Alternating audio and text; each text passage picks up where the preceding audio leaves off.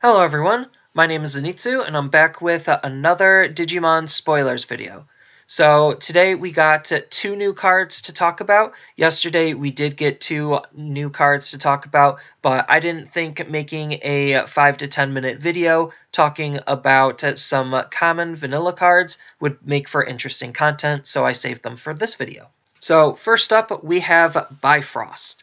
So Bifrost is a 3-cost yellow option card, and it has a main effect and a security effect. So its main effect is one of your opponent's Digimon gets minus 3000 DP and minus security tech 1 until the end of the opponent's next turn. So this is a pretty powerful and pretty interesting ability because it lasts until the opponent's next turn.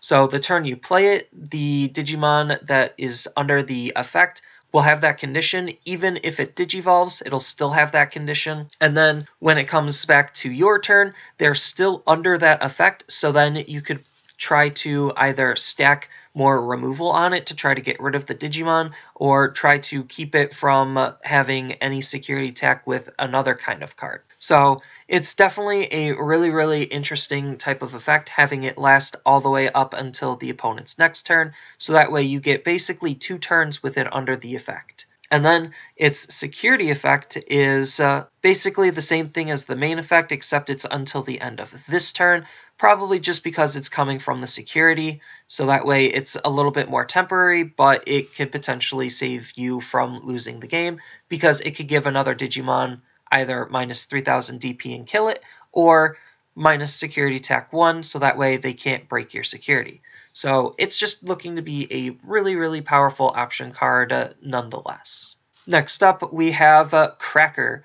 So this is a 4-cost yellow option card, and it only has a main ability of your opponent may discard one of their security. If they do not, then you get to recover 1.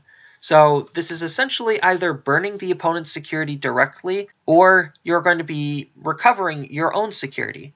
So this is just a really powerful option card, and it's interesting that the opponent gets to choose basically how the effect resolves, and both abilities are really powerful because recovering is just a really solid ability to have because, keeps you in the game a little bit longer, but having the opponent choose to if they want their own security to get burnt and lose 1 security just to an option is definitely a really interesting choice for the opponent. And it really puts them in a very tough position because, as we know, when the security is just dropped or discarded, then they don't get the security effect. But I like the fact that this card might be alluding to something else that might be coming in the set.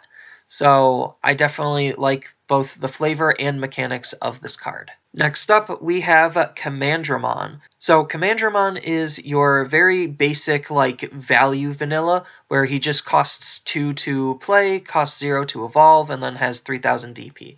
We've seen this kind of a card a million times before, but the interesting thing to note about the card is the fact that he is a D Brigade, so that means we might get other D Brigades in the set, or we might get to see some D Brigades later on in the game, which would be pretty interesting because they have some pretty interesting Digimon, considering they're all cyborg dragon Digimon. That basically acts as a secret commando squad for Digimon in the lore. So I definitely think him being a vanilla is a little bit disappointing, but the fact that we are going to be getting a D Brigade, and hopefully in the future we get more, is definitely something to look forward to. Next up, we have Psychomon.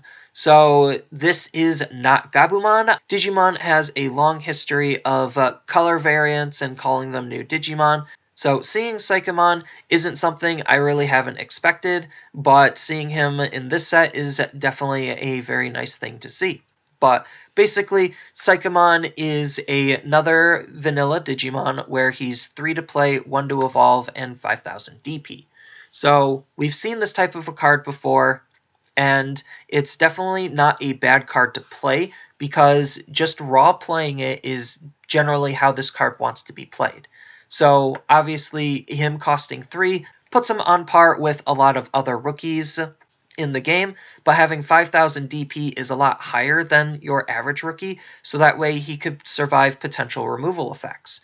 which makes him really, really good because then he's a lot more stickier on the board, and then you could use that stickiness to help Digivolve him into a champion and start a Digivolution line going.